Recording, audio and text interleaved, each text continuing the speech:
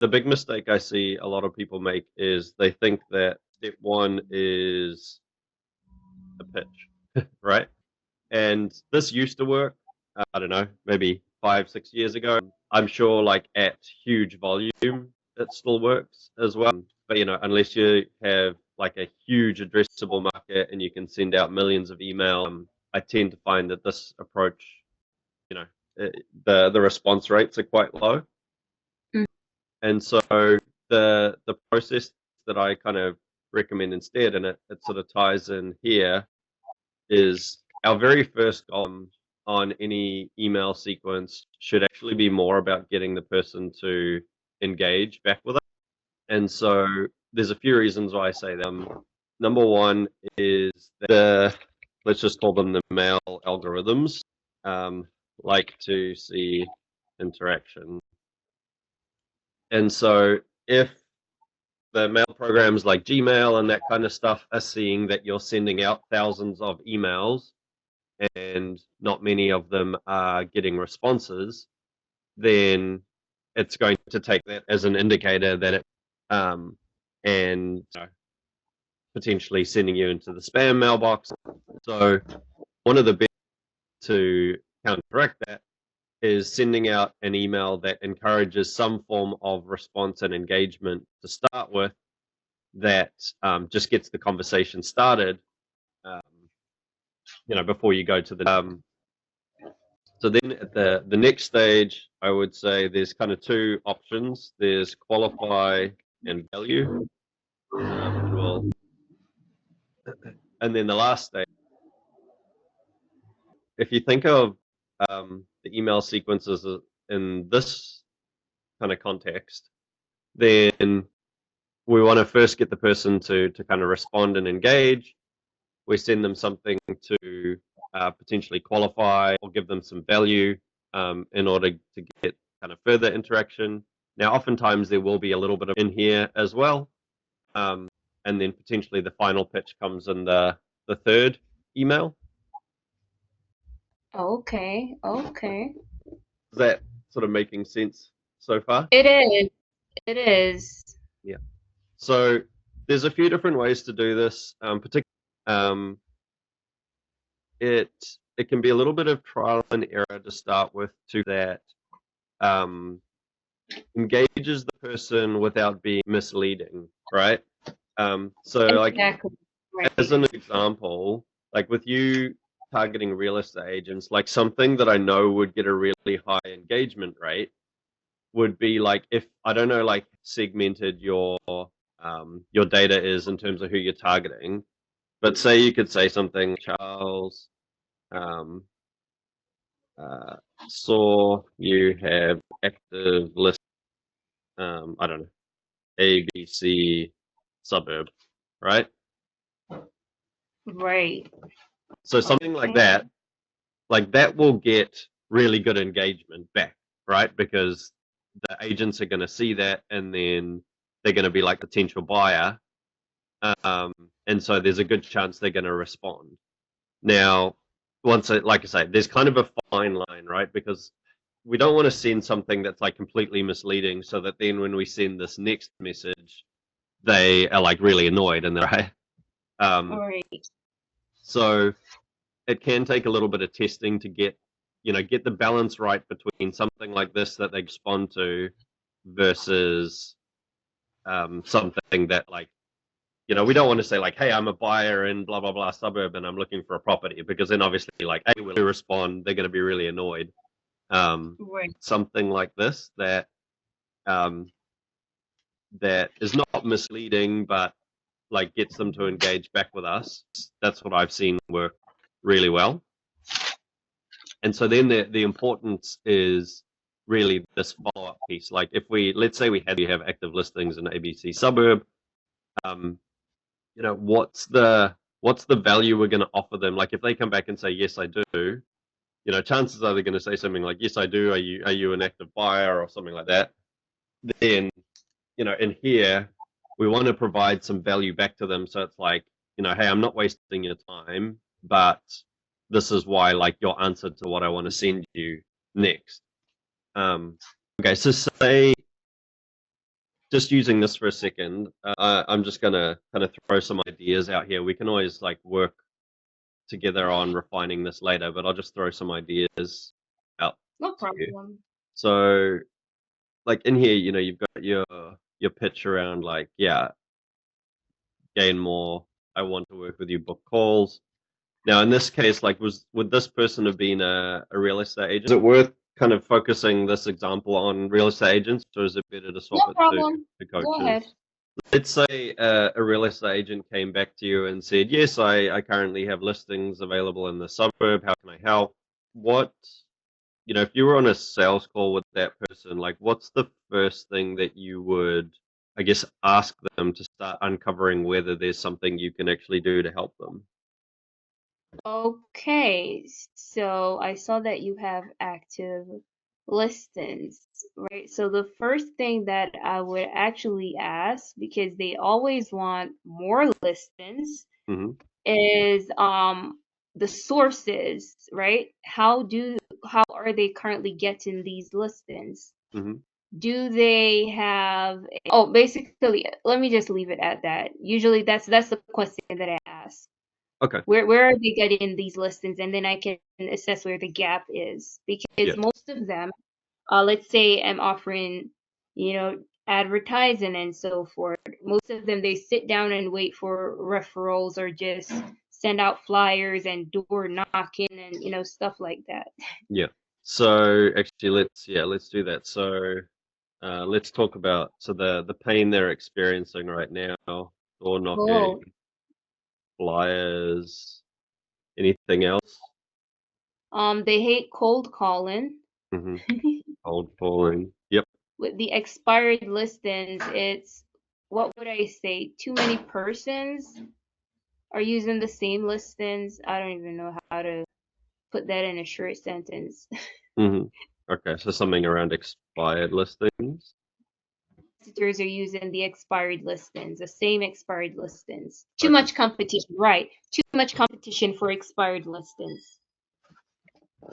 And then Oh, one more other thing would be, I'm sorry, I just love real estate. excellent. Right. So even if they want to do cold calling, either they get the bad list or a lot of the numbers are on the do not call list. Let me Hmm. just, yeah, zone in on that. Okay. So the cold calling leads list is terrible with wrong info, etc. Or most of the numbers are on do not call. So that's another roadblock for them. Cool. And then if we say that's the pain, then the pleasure aspect is like getting you guys to come in. So rather than, so I like to talk like for describing the pleasure, I like to say like describe the holiday, not the plane ride, right? So let's not tell them how you're going to get them to, the island resort. Let's tell them about Right. like what life looks like once they're at the island resort. Okay, So, so let the clients come knocking at their door instead. mhm. Yep. Okay. Um, so clients come direct. All right, so when it comes on to the e-flyers, let's say we're running ads. Mhm. There. We don't have to have like a point for each one of these, but just like in terms of, Oh, okay. So for the e-flyers, they can get um more qualified buyers, eyes, a lot more eyes on the listings, and these buyers would be more qualified. tell me if I explain And a this lot more again, eyes, and a lot more more eyes on eyes the on listings. your listings like that. Right, right, right. Cool. Okay. Anything? They don't have to cold call anymore. Mm-hmm. Oh, No. no, wait. Is that good enough? Is it okay? Oh, of course. They don't have to cold call because it's time consuming. Yeah. Yeah. I mean, the more we can add here, the better. So, um, All right. No more cold calling. Uh, the clients will call them and less competition because the prospects are now choosing you. So they're not fighting to get the listings, but instead the clients are choosing them. Anything else you want to add to that one? No, it's fine. I think that's a pleasure.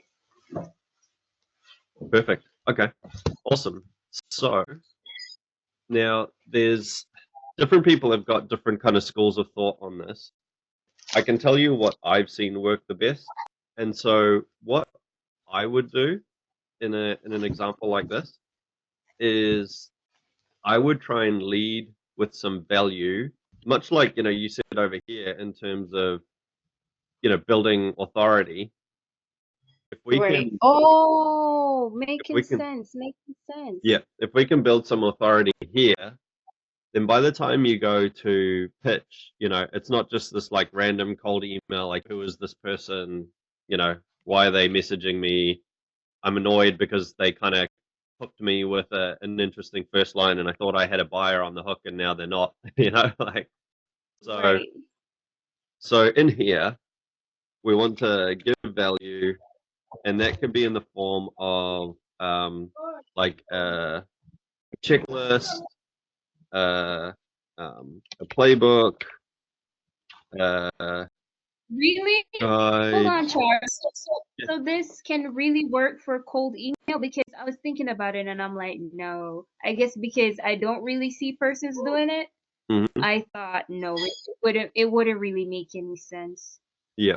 No, Wow. absolutely. Like this to me, like, I mean, like one thing, with everything that I do, I like to do everything data driven, right? So I don't know like what kind of tracking you have in Mistrica, but like I use Instantly, for example, for our cold email campaigns.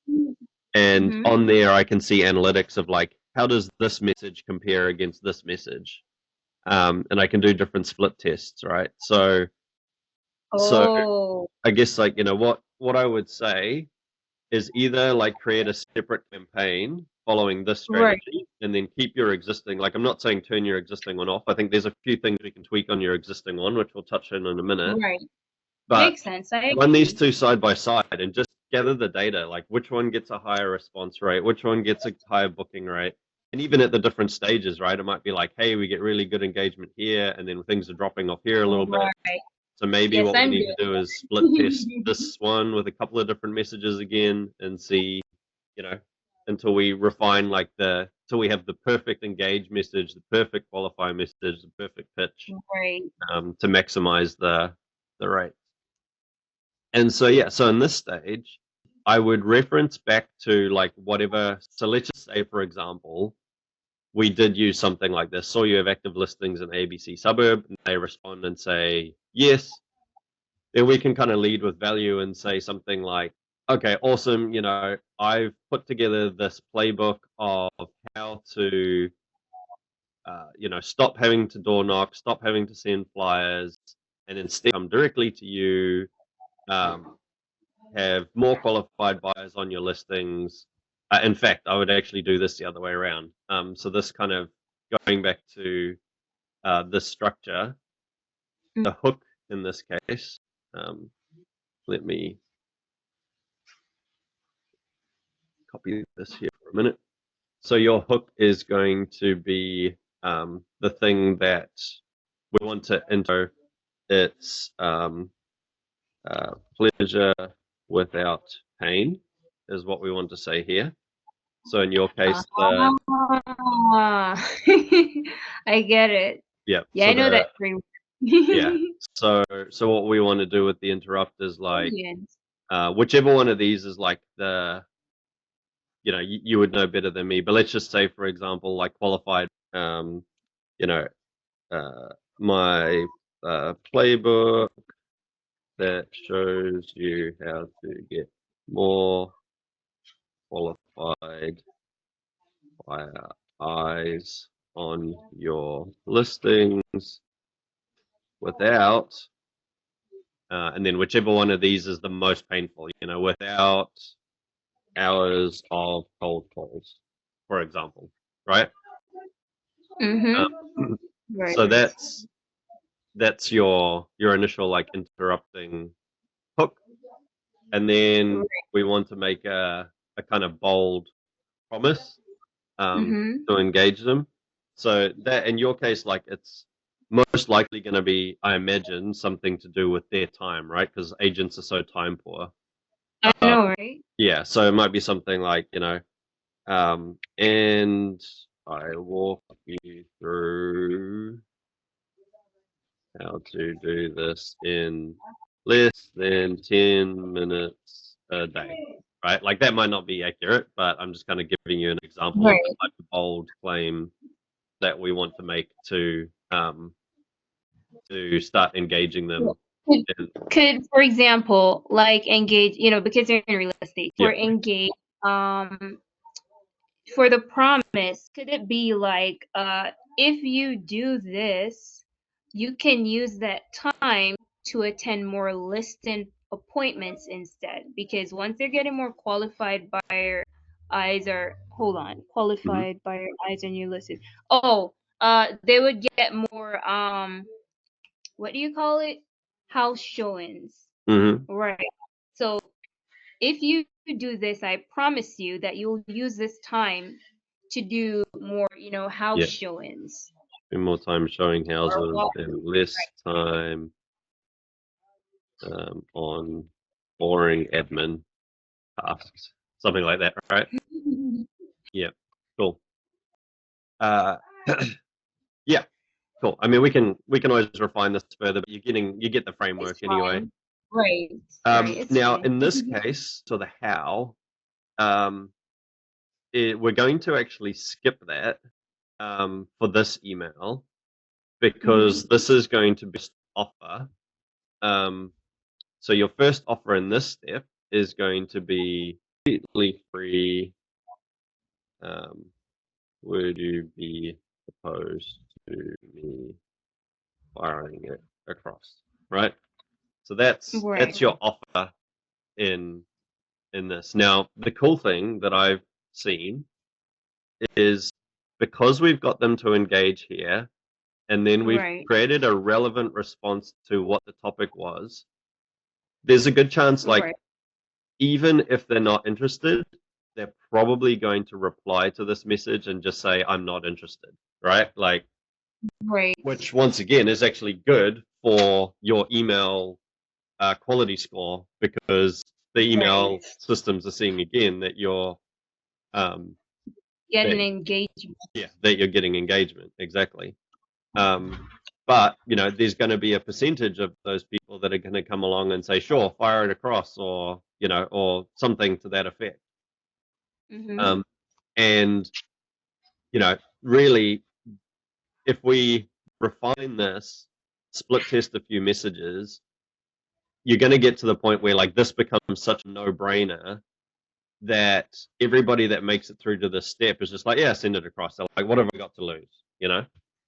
Right. Um, and so then the the trick, and this is the part that I know a lot of people struggle with, is when it comes to this, like let's say it's a playbook, for example, the thing to do is basically put enough detail in it that the agent could take it and could go and follow your entire process step for step, and actually implement it themselves without all.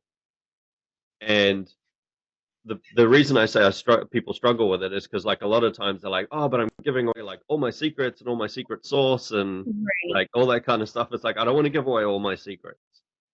Um, but here's the thing: like if you create a playbook like that, you typically end up with three types of people, right? So you get the don't do anything people who maybe open it, maybe look at it and go, cool, I'll think about doing this one day, but um, you know, I'm too busy, I don't have time, I don't have energy, whatever. Right? Right. Um, the second group of people are the DIY people I that know, right? are gonna take it and they're gonna be like, okay, I now have the exact framework, I'm gonna go and do it all myself. Um, and that's great. That was awesome. And then the last people are the done for you people. Now they're the people that are going to look at that guide. They're going to see the level of detail you've put into it. They're going to understand your process, and they're going to go, wow, like this is exactly, I didn't know I needed this, or maybe I did know I need this, but I didn't know how to do it. I didn't know who to contact to help me do it. All these light bulbs start going off in their head that they're like, this is exactly what I've been looking for. And so these people are your hot leads. They're the ones that are going to come back to you and go, hey, this guide is awesome. This is exactly, and it might not always be the whole guide, but it might be like, hey, what you talk about with like Right. with e-flyers is something that I've desperately been wanting to do, but like I suck with technology and it was scary and blah blah blah. So they might only see one piece that resonates with them, but these are going to Right. be your like instant buyers. They're the ones that are going to come back and say like, yeah, love what you've said here, and here's, let's talk because exactly what I need. Um, so these will be the ones that kind of become the quickest customers. These ones here are the ones that are most likely to become long-term customers. So these are your like, this is you building up your pipeline for say 3 to 6 months time. Because these are the people that do bits and pieces of it themselves, um, and kind of struggle their way through. And then at some Right. stage, they're either going to get so fed up and be like, oh, who was it that gave me that guide originally? And, particularly if you move these people into some sort of like drip campaign afterwards, they're the ones that, uh, yeah, they eventually get fed up and they'll myself. Um, the nice Right. Makes thing, sense. yeah, the nice You're thing building about these a guys is when pipeline. these ones come back to you, they've usually tried to do it so much themselves that they are some of the easiest sales you ever make because they've tried it and they know how hard it is. So they're like, if I can just pay you to do this for me instead, like I'd rather pay, like it's costing me way more to do this myself than me just paying you this, whatever this number is that you want me to pay you. um, Right. Right. And then these are like the really long term ones. Like they're either the ones that won't be around long enough for you to worry. They don't actually take action and do things, or they'll eventually slowly move their way up into kind of DIY, and then maybe one day, these are your really long term follow up people. Right.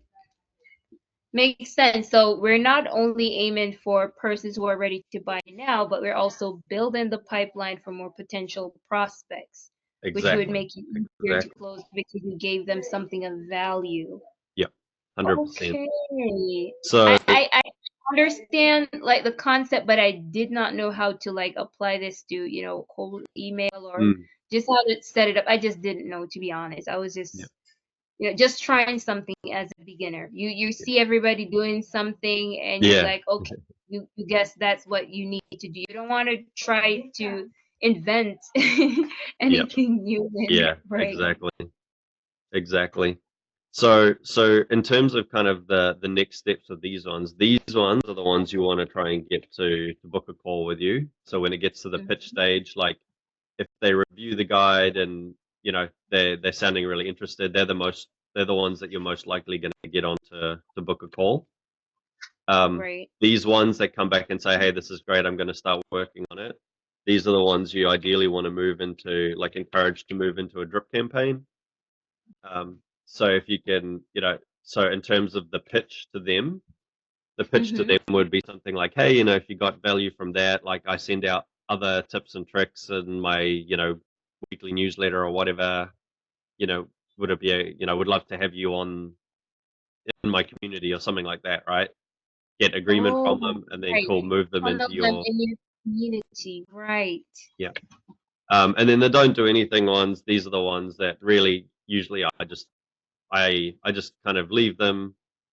They want to join your drip campaign as well.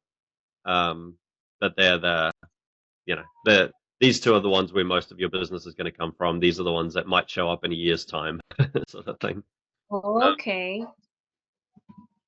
So So yeah, could my gut, because this is how I do it, right? With my call to mhm, action that says showing you the demo. mhm, I did not really give the specifics. I just gave like a bird's eye view of how the whole mechanism works to get, those results. Hmm.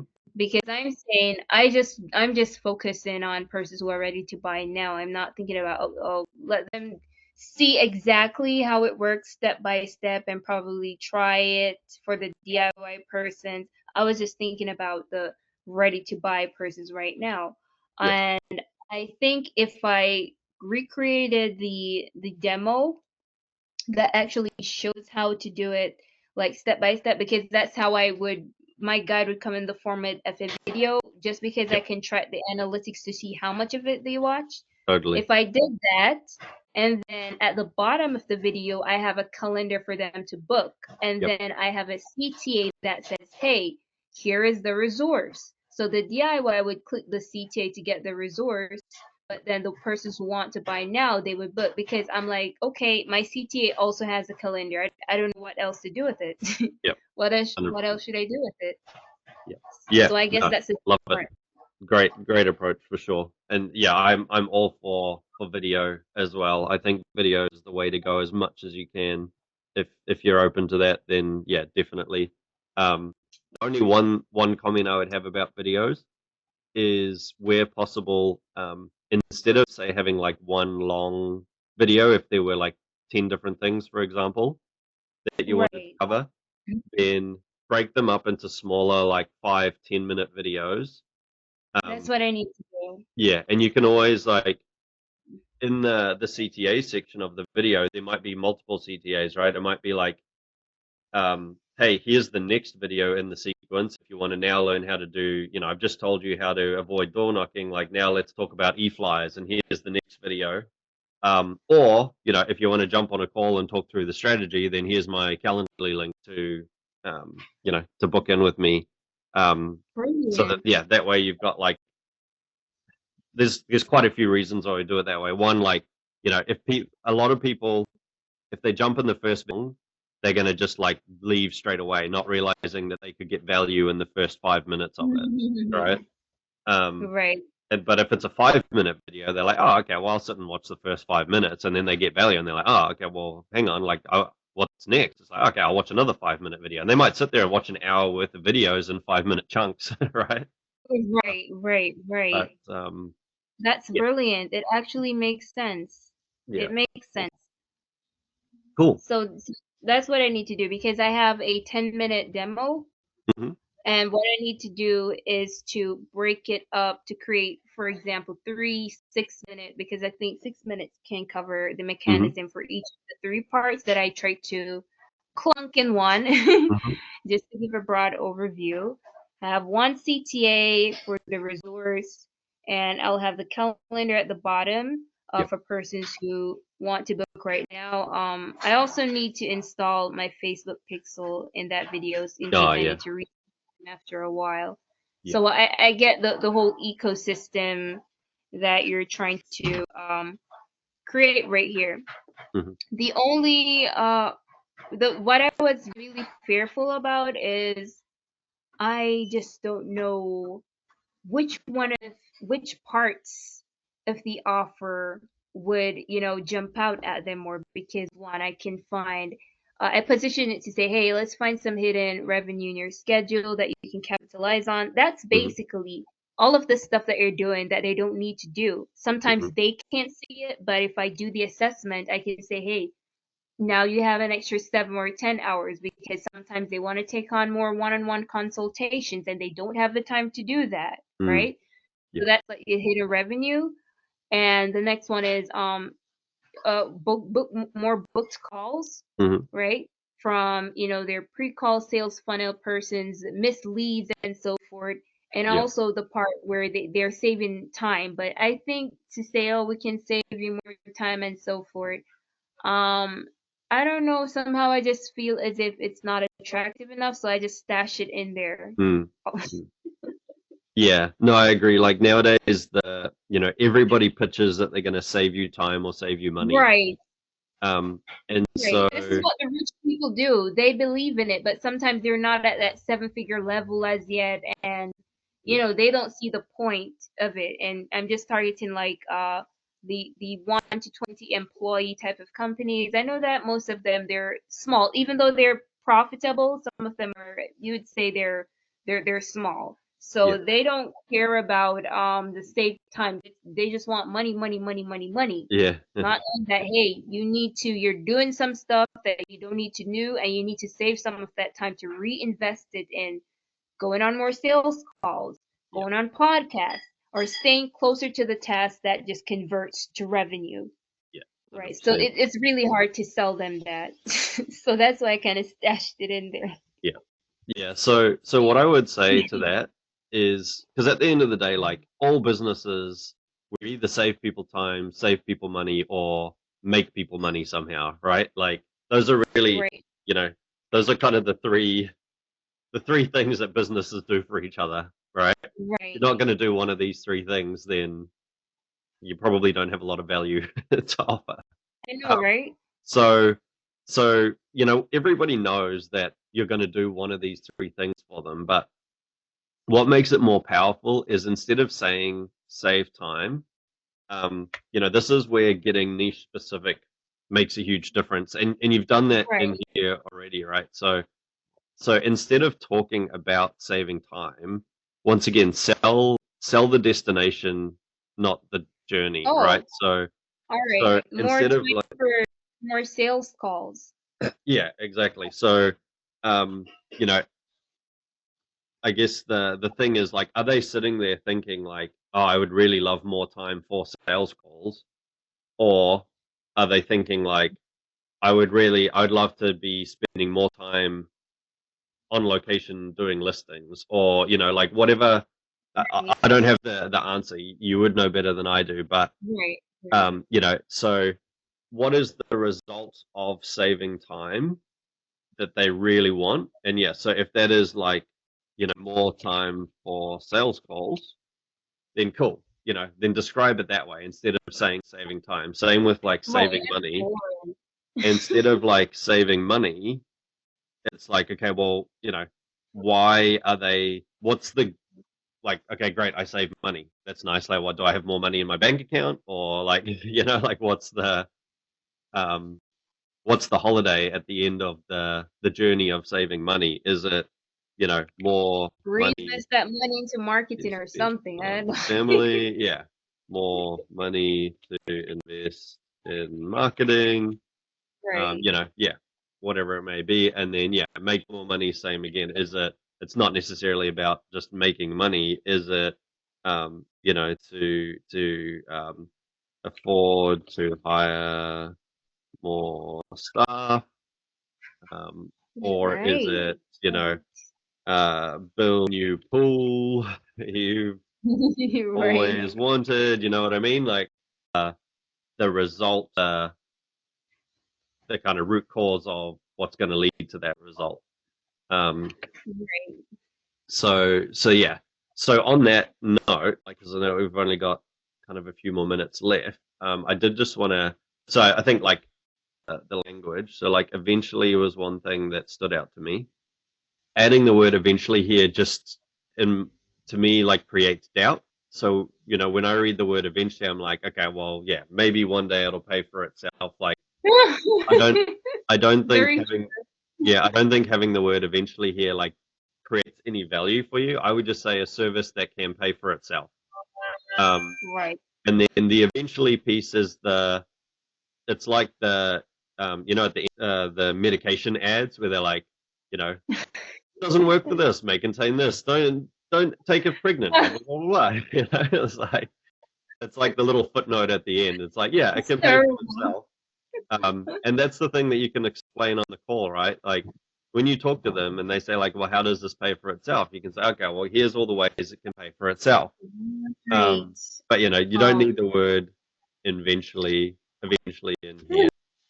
And um, this this here has become like quite an overused thing so I would remove that, just because it sort of gives away that this might be a cold email right up front, and really? they might not Just like even this. read further. Yeah, no, Wow. this has become really common on cold emails. So on like kind of sales. You could say like greetings, Kyle. I would just say something like greetings, Kyle. Just yeah, let's change that so you can see it. Just something simple like that. No need to say pleasant good day, etc. Because yeah, that kind of gives away a little bit that this is a cold pitch email. And uh, then same again, like with the if I offered you this line here, it, it just yeah. I mean, this part you're probably going to rewrite a little bit now anyway with this new structure. So right. maybe not as much of a concern, but um, the words like if it starts putting in the reader's mind that they have more of a choice than you want them to have, right? It's like, Oh, true. So you you know, just want to talk about their active pain, yeah, right?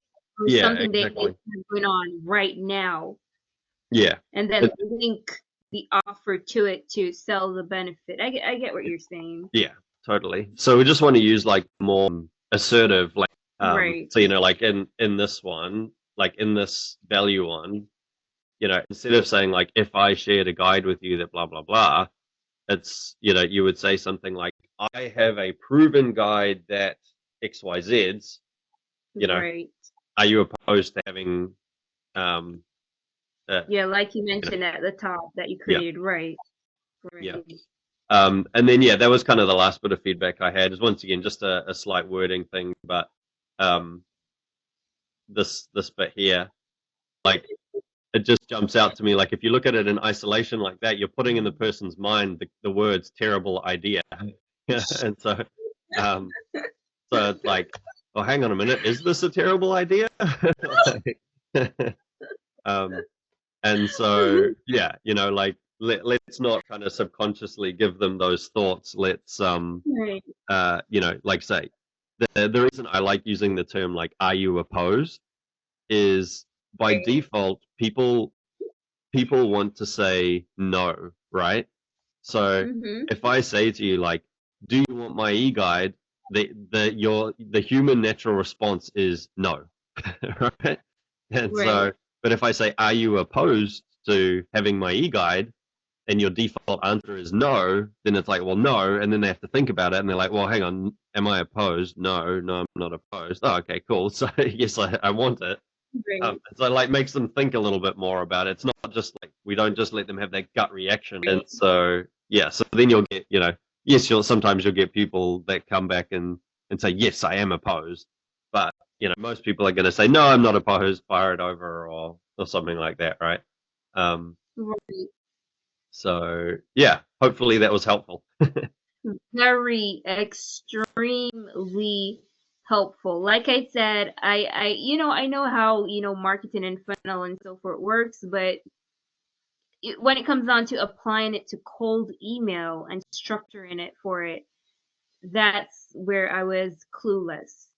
And I didn't want to reinvent the wheel. You see a bunch of person doing stuff. They're getting some response. They're getting some Yeah, sales, and you're like, okay, since that is working, let me just do that because yeah. I don't know any better. So, what would you say I should aim for in, let's say, reply rate and positive response rate? Because I need to have an aim to ensure that I tweak it to try to hit the goal. Because currently, on average, I would say my reply rate is 3%, Mm-hmm. and then the positive response rate from the 3% who replied is, I think it's 10 to 13%. Mm-hmm. Yep. And when I sent the few videos, I would say on average they're watching 70% of 10 minutes. Mm-hmm. So is there a goal that I should try to hit? Yeah. So what we aim for is in the positive response rate. Um, we generally aim for about 8 to 15% at this stage. Mm-hmm. Um, and then of those that go on to this, yeah, maybe sort of closer to, like to know that you've kind of really nailed the sequence, if you're hitting these kind of numbers, Right. then I think yeah, I mean 3% is like kind of industry standard. So you're not like 3% is a Just good okay. start. Let's put it that way. Right, Yeah. right. But in terms of some of the most successful campaigns that we've seen, yeah, these are the kind of numbers that you get. So somewhere between that kind of 8 to 15% in terms of the positive reply, and then yeah, of those, yeah, 20 to 30% going on Okay, to so whether it's a book call or agreeing to join your drip campaign or something like that. Then you okay, then you so really know you've got these scripts that's nailed. from the qualified slash valid. This is where I should because you just need them to engage right now, Yeah. and then you expect them to open the second email, and then we start to focus on the stats from here. Makes sense. Makes Yeah, so sense. what you'll notice is like really once you follow this process, Right. um, we can talk and have to do a bit of follow up, like just things like, hey, did you manage to read the guide? Did you manage to open the guide, etc. Just to they don't always just nominate straight away. Like some people will come back and say, hey, I read the guide and it's great, but most people like you're gonna have to prompt them a couple of times to get them to respond and say, yeah, checked it out, looked great, that sort of thing, or Right. just remind them it's even there because otherwise it just ends up in their inbox and they never actually open it. So there is like in between here, there is more of a follow up. Okay, I think I can fix that with some videos. So I'm gonna Mm. try to break it down plus give them a resource, but at least when I look at the video stats, I can say, oh, they watch 50 or 60% or 70%, and I will know how to follow up from there to Yeah, see if I should get them to watch more or if I should, pitch or etc. yeah, This was brilliant. awesome. Truly, I am blown away. This was brilliant. This is genius. Honestly, one of the best I have ever come across. This No, is I really great. appreciate that. Thank you. I won't hesitate to recommend you. Please Excellent. reuse my video. That was brilliant.